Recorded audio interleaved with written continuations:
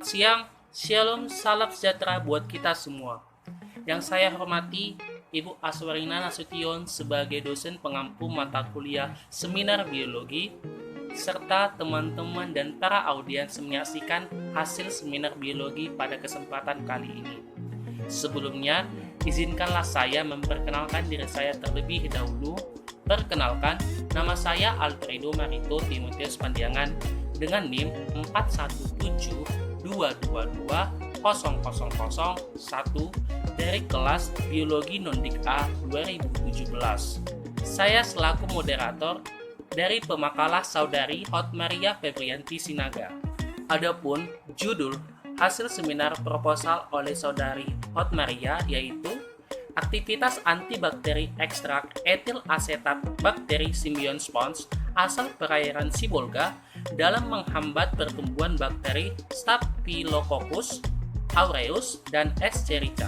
Adapun dalam presentasi hasil seminar biologi pada hari ini terdapat 4 sesi, yaitu sesi pertama adalah sesi pembukaan oleh moderator yaitu saya sendiri, kedua adalah sesi pemaparan hasil seminar proposal oleh saudari pemakalah, sesi ketiga adalah sesi tanya jawab, dan sesi terakhir atau sesi keempat adalah sesi penutup.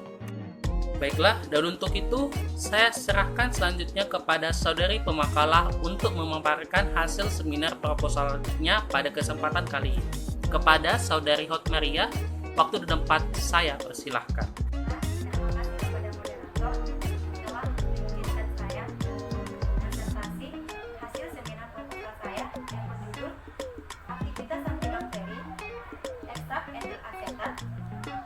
Bakteri Symbion spons asal perairan Sibolga dalam menghambat pertumbuhan bakteri Staphylococcus aureus dan Escherichia. Sebelumnya, saya akan memperkenalkan diri.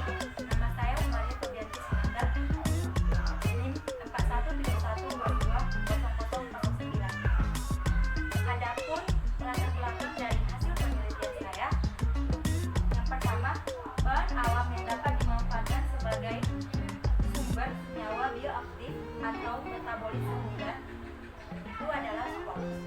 Yang kedua, hubungan simbiotik dengan bakteri karena bakteri tersebut juga menghasilkan metabolit sekunder. Dan yang ketiga, Escherichia coli resisten terhadap beberapa antibiotik. Dan yang keempat, ekstrak etil asetat bakteri Symbion spons Acinilerid sp dan Halicrona sp menghambat aktivitas Staphylococcus aureus dan Escherichia coli atau adanya zona benih diameter 20,05 mm dan 23,00 mm.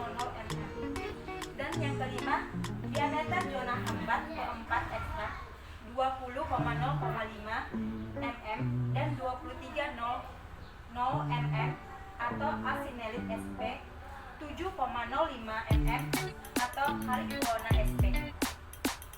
Adapun latar belakang dari hasil penelitian saya, yang pertama, penggunaan antibiotik secara terus-menerus tanpa memperhatikan dosis, diagnosis, dan bakteri patogen akan menyebabkan hampir semua jenis jamur, jenis bakteri resisten terhadap minimal A1 lebih atau jenis anti.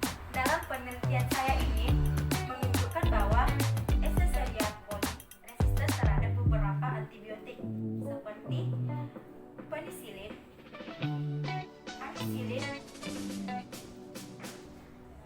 amoxicillin, dan oxacillin. Salah satu bahan alam yang dapat dimanfaatkan sebagai sumber senyawa bioaktif adalah spons. Spons ini merupakan salah satu komponen biota penyusun terumbu karang yang penyebarannya cukup luas. Eksplorasi spons sebagai penghasil senyawa bioaktif juga telah banyak dipublikasikan, tetapi penggunaan produknya ini hasil alami dari laut itu sendiri yang bersifat antibiotik sebagai hasil metabolit sekunder dari bakteri yang bersifat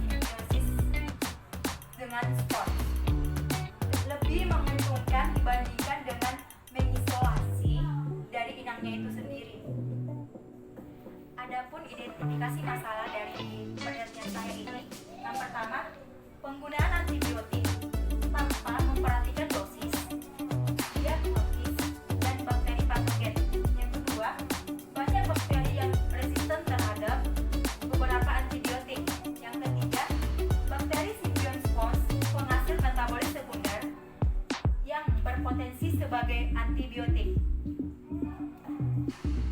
Untuk batasan masalah dari hasil penelitian saya ini, yang pertama, penggunaan beberapa isolat bakteri dari setiap jenis spons yang dapat menghambat aktivitas bakteri Staphylococcus aureus dan Neisseria coli.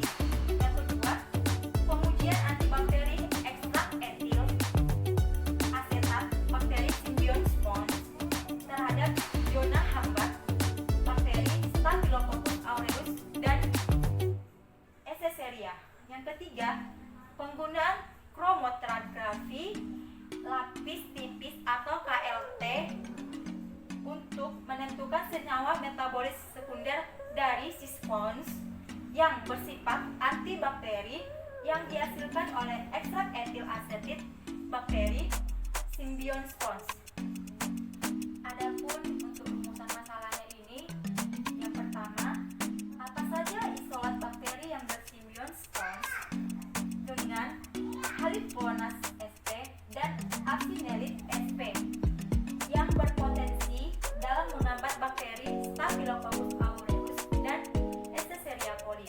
Yang kedua, bagaimana potensi ekstrak etil asetat dari isolat bakteri yang bersimbiosis dengan spon Haliponas sp dan Actinelid sp dalam menghambat bakteri dari Staphylococcus aureus dan Neisseria coli. Yang ketiga, apa saja senyawa metabolis sekunder yang dihasilkan dari ekstrak etil asetat dari isolat bakteri yang bersimbios dengan spons Haliponas sp dan Actinelid sp. Untuk tujuan penelitian saya ini, yang pertama, mengetahui isolat bakteri bersimbiont spons dengan Haliponas sp dan Actinelid sp yang berpotensi dalam menghambat bakteri Staphylococcus aureus dan Neisseria coli. Yang kedua, mengetahui potensi ekstrak etil asetat dengan isolat bakteri bersimbiont spons Haliponas sp dan Actinelid sp dalam menghambat bakteri Staphylococcus aureus dan Neisseria coli. Yang ketiga, mengetahui senyawa metabolis sekunder yang dihasilkan ekstrak etil asetat dari isolat bakteri bersimbiont spons Haliponas sp dan Actinelid sp. Ya. Adapun manfaat penelitian saya ini, yang pertama, penelitian ini diharapkan dapat memberi informasi tentang daya hambat ekstrak etil asetat bakteri Symbiont spons terhadap bakteri Staphylococcus aureus dan Neisseria coli. Yang kedua, sebagai sumber informasi tentang jenis metabolit sekunder yang dihasilkan bakteri Symbiont spons. Yang ketiga, sebagai referensi untuk penelitian lebih lanjut bagi peneliti tentang bakteri Symbiont spons. Baiklah, saya akan melanjutkan tinjauan pustaka dari hasil penelitian saya. Tinjauan pustakanya itu yang pertama spons. Spons laut adalah hewan inang untuk berbagai macam mikroba. Spons ini adalah hewan invertebrata multiseluler sederhana yang melekat pada substrat polar di habitat perairan. Spons ini merupakan biota multiseluler primitif yang mampu menyaring air dan bahan-bahan lain di sekitarnya atau di sekelilingnya melalui pori-pori yang ada di badannya. Pori-pori ini termasuk dari otak yang kemudian dialirkan ke seluruh bagian tubuhnya dan melalui cairan atau saluran channel dan dikeluarkan melalui pori-pori yang terbuka atau ostula. Bakteri Symbiont spons. Spons ini merupakan sumber yang sangat baik untuk menghasilkan senyawa bioaktif. Kemampuan spons ini menghasilkan senyawa bioaktif dikarenakan hubungan simbiotik dengan mikroorganisme. Hubungan ini mencakup penyediaan nutrisi dengan membantu transkolasi metabolisme termasuk nitrifikasi, fiksasi nitrogen, fotosintesis, membantu pertahanan kimiawi, berperan dalam biopolik dalam stabilitas struktur spons, dan produksi metabolit sekunder. Adapun skema dari simbion spons dengan mikroorganisme, yang pertama ini ekosimbiosis multiseluler. Yang B ini endosimbiosis ekstraseluler. Yang C ini simbiosis intraseluler. Dan yang D ini simbiosis intranukleus. Oke, di bagian ekstraksi, saya menjelaskan ekstraksi merupakan suatu proses penarikan komponen senyawa yang diinginkan dari suatu bahan dengan cara pemisahan satu atau lebih komponen dari suatu bahan yang merupakan sumber komponennya. Pada umumnya, ekstraksi ini akan semakin baik jika permukaannya atau serbuknya itu simplisa yang bersentuhan dengan pelarut semakin meluas. Jadi demikian, semakin halus serbuk yang dari simplisanya itu, maka akan semakin baik ekstraksinya. Selain luas bidang, ekstraksi ini juga dipengaruhi oleh sifat fisik, sifat kimia simplisa yang bersangkutan. Baiklah, di bagian pelarut. Jadi, pelarut ini merupakan salah satu faktor yang menentukan dalam proses ekstraksi. Jadi, dalam pelarut ini banyak faktor yang dapat diperhatikan dalam pemilihan pelarut. Terdapat dua pertimbangan utama dan untuk memilih jenis pelarutnya ini apa, yaitu pelarut harus memiliki daya larut yang tinggi dan pelarut yang tidak berbahaya atau tidak beracun. Jadi dalam pelarut ini adalah daya yang melarutkan komponen yang diinginkan, titik didihnya, sifat racunnya, mudah tidaknya terbakar, dan sifat korosif terhadap peralatan ekstraksi. Pelarut yang paling sering digunakan adalah aqueous, etanol, etil asetat, kloroprom, dan N-heksana. Baiklah, untuk bab 3 atau metode penelitian dalam proposal penelitian ini, tempat dan waktu penelitian. Penelitian saya ini dilakukan pada bulan Maret 2021 hingga Juni 2021 di Laboratorium Mikrobiologi Fakultas Matematika dan Ilmu Pengetahuan Alam Universitas Negeri Medan dan Laboratorium Fitokimia Fakultas Farmasi Universitas Sumatera Utara. Untuk jenis penelitian saya ini adalah penelitian eksplorasi dan eksperimental. Eksplorasi ini dilakukan pada tahap isolasi dan pemurnian bakteri simbion spons, pembuatan suspensi isolat bakteri simbion spons, uji antibakterinya, dan pewarnaan gram bakteri simbion spons yang berpotensi sebagai antibakteri. Dan untuk penelitian eksperimentalnya meliputi pembuatan ekstrak etil asetat bakteri simbion spons yang berpotensial, uji antibakteri ekstrak etil atau bakteri simbion spons, dan analisa atau analisis senyawa metabolit sekunder. Sampel yang saya gunakan adalah bakteri yang diisolasi dari spons laut. Itu adalah spons yang ada di laut itu sendiri.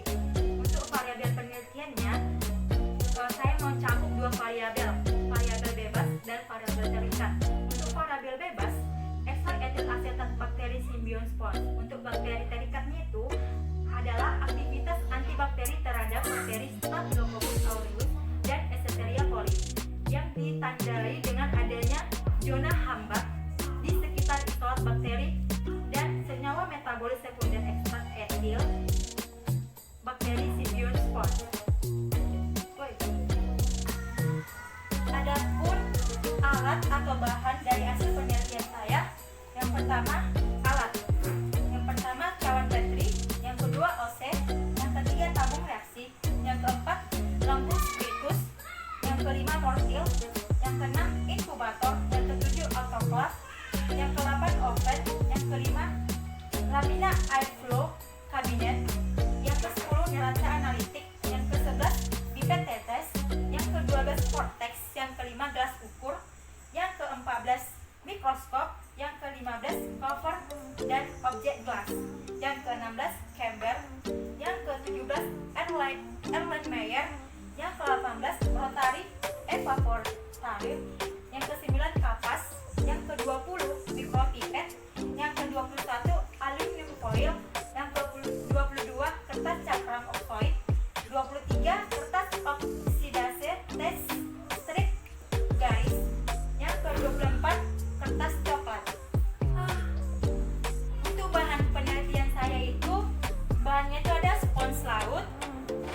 laut Staphylococcus aureus. Yang keempat MA. 5 MHA Muller-Rickinson agar. Yang keenam NA atau nutrien agar. Yang ketujuh etil asetat. Yang ke-8 aquades. 9 kristal violet. 10 iodin. 11 safranin. 12 minyak imersi. 13 media sim. Yang ke-14 reagent kovac. Yang 15 media MRFV. Yang ke-16 media merah atau red methyl. 17 kalium hidroksida atau KOA. 18 hidrogen peroksida. 19 media simbon sitrat. 20 media agar pati. 21 media agar lipid. 22 media skim mil agar. 23 media agar milik urea. 24 media cair gelatin. Prosedur penelitian dari penelitian saya ini, yang pertama saya melakukan pengambilan dan identifikasi spons. Pengambilan spons ini dilakukan dengan bantuan scuba diving atau penyelaman oleh penduduk setempat dengan kedalaman kira-kira 20 meter di pantai Poncan Sibolga, Sumatera Utara. Spons ini digunakan lalu dipotong-potong dengan pisau lalu dimasukkan ke dalam plastik sampel. Lalu dimasukkan ke dalam plastik sampel, baru dicuci dengan air laut dan dimasukkan ke dalam plastik yang berisi air laut. Lalu disimpan ke dalam bulk box atau yang berisi es batu untuk dianalisis di laboratorium dan diidentifikasi sampelnya dan dilakukan mengamati morfologi spons itu sendiri.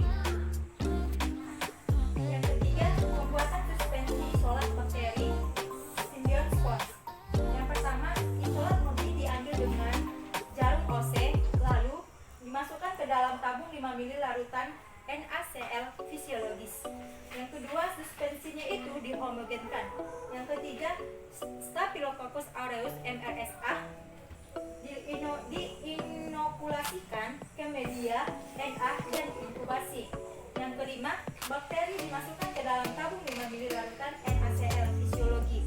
Contohnya itu cotton bud dimasukkan ke dalam suspensi selama 5 menit, lalu diusapkan dengan media MHA dan dibiarkan beberapa saat. Yang kelima ini ada pewarnaan graf isolat bakteri symbiont spons yang berpotensi sebagai antibakteri. Yang pertama, olesan itu ditipiskan dibuat dari isolat bakteri berumur 24 jam pada gelas objek, lalu dikeringkan dan diangin-anginkan. Yang kedua, difiksasi dengan cara melewatkan bagian bawah gelas objek di atas api bunsen. Dan yang ketiga, hapusan bakteri itu ditetesi kristal violet dan dibiarkan selama 1 menit, baru dibilas dengan air bersih atau air keran. Yang keempat, ditetesi dengan iodin dan dibiarkan selama 1 menit, lalu dibilas dengan air keran atau air bersih. Yang keenam, dibilas dengan alkohol 96% selama 20 detik, lalu dibilas dengan air bersih atau air keran. Yang ketujuh, ditetesi dengan safranin selama 45 detik, lalu dibilas dengan air keran atau air bersih. Diamati di bawah mikroskop dengan pembesaran 1000 kali. Ke-8, gram positif berwarna ungu hingga biru. Yang ke-9, gram negatif berwarna merah. Yang keenam, ekstraksi metabolit sekunder isolat bakteri symbiont spons sebagai antibakteri. Yang pertama, isolat bakteri ini yang memiliki aktivitas antibakteri diinokulasi pada media Ma, lalu diinkubasi. Yang kedua, media dipotong-potong lalu direndam ke dalam Erlenmeyer berisi 150 ml etil asetat selama 3 hari, lalu disaring dengan kertas penyaring Wattmann 42. Yang ketiga, dilakukan maserasi sebanyak 3 kali pengulangan. Yang keempat, hasil maserasi ini digabung dan diuapkan sampai pelarut habis menguap. Yang ketujuh, ada pengujian aktivitas antibakteri pada ekstrak etil asetat bakteri symbiont spons.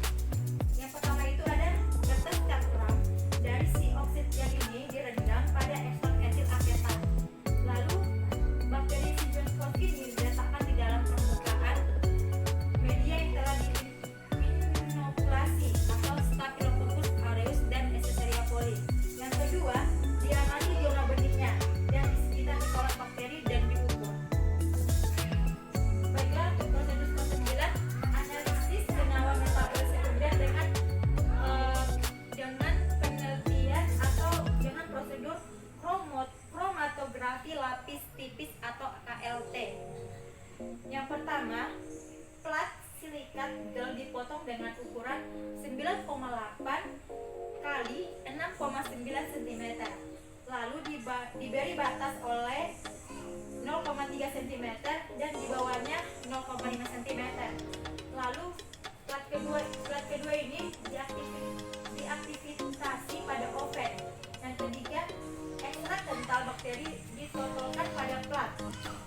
Yang keempat, N-heksana etil asetat ada ini 9:1, 8:2, 7:3, 6:4, 5:5, 4:6, 3:7, 2:8, dan 1:9. Jadi untuk analisis data dari proposal saya ini, data dianalisis dengan cara deskripsi atau deskriptif dalam bentuk tabel dan gambar. Secaranya itu serta identifikasi senyawa metabolit sekunder yang terkandung pada ekstrak etil asetat isolat bakteri Biospores yang berpotensi dalam menghambat aktivitas bakteri Staphylococcus aureus MRSA, Klebsiella pneumonia SFS, ESBL, dan Pseudomonas aeruginosa ESBL dengan teknik kromatografi lapis tipis atau KLT. Sekian hasil pemaparan atau hasil presentasi saya. Saya kembalikan kepada moderator. Kepada Saudari Lamromenta asal Lamrauli, untuk waktu dan tempat saya persilahkan. Baiklah, terima kasih kepada moderator. Di kesempatan ini saya ingin bertanya kepada pemakalah Hotmaria Febrianti Sinaga. Pertanyaan saya adalah, mengapa memilih spons asal perairan Sibolga? Mengapa tidak di tempat lain seperti di Pantai Labu? Terima kasih. Di sini saya akan menjawab pertanyaan dari saudari Lamromenta asal Lamrauli. Jadi pertanyaannya itu adalah mengapa saya menggunakan spons perairan Sibolga? Jadi jawaban saya itu adalah karena perairan Sibolga ini merupakan salah satu sumber daya alam yang khususnya itu adalah terumbu karang. Jadi terumbu karang ini atau spons ini termasuk komponen biota penyusun terumbu karang yang mempunyai potensi bioaktif yang banyak dimanfaatkan, terkhususnya di perairan Sibolga. Jadi di perairan Sibolga ini lebih banyak terumbu karangnya atau ekosistemnya itu lebih terjaga daripada ekosistem di perairan yang lainnya. Dan spons ini masih aktif di perairan Sibolga. Sekian jawaban saya kembalikan kepada moderator. Baiklah, dari jawaban Hotmaria Sinaga, saya puas dengan jawabannya. Terima kasih, saya kembalikan lagi kepada moderator. Demikianlah hasil presentasi seminar proposal biologi yang telah disampaikan oleh Saudari pemakalah. Apabila selama video presentasi seminar proposal biologi ini kami ada berbuat kesalahan, baik kata-kata ataupun perbuatan, kami mohon maaf. Sekian dan terima kasih. Selamat siang.